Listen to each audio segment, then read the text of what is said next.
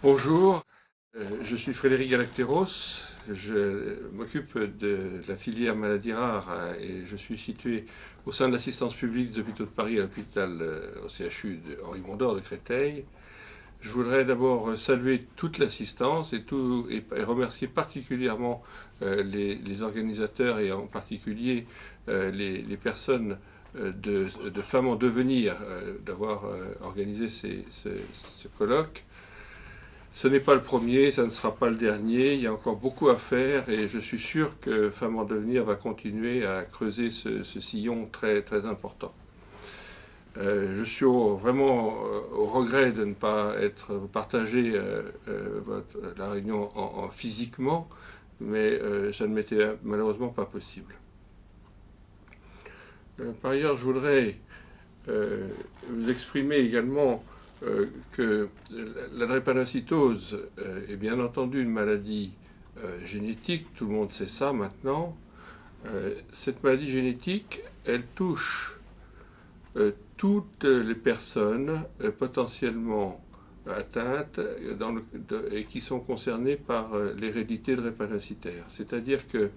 ça peut toucher n'importe qui, n'importe quand dans toute la société en question. C'est une maladie qui commence dans la petite enfance et qui tient la personne malade tout au long de sa vie. Alors, il y a d'énormes progrès qui sont faits dans le cadre de cette maladie, et des progrès qui ont été très importants et qui ont permis d'augmenter énormément l'espérance de vie des patients et la qualité de vie des patients. Ces progrès ne sont pas achevés. Il y a beaucoup d'essais thérapeutiques en cours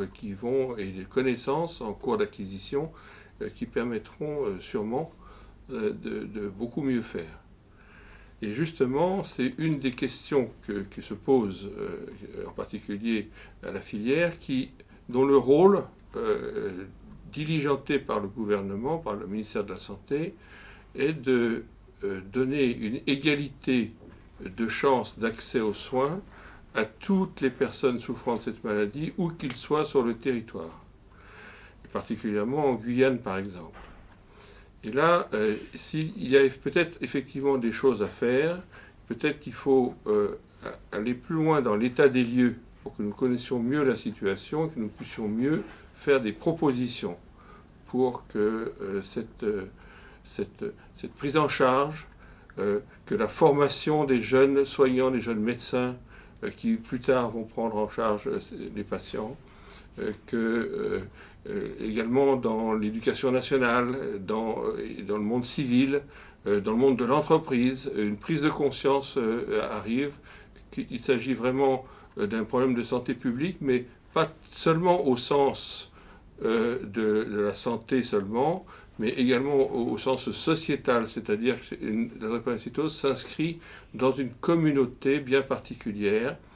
qui est fortement représentée en Guyane, mais également en Martinique ou en Guadeloupe, par exemple. Donc il faut tenir compte de ces singularités et en tant qu'animateur de la filière, j'ai à cœur de faire tout ce que nous pourrons pour améliorer la situation et faire en sorte que les drépanocytaires de Guyane soient tout aussi bien soignés que partout ailleurs en France.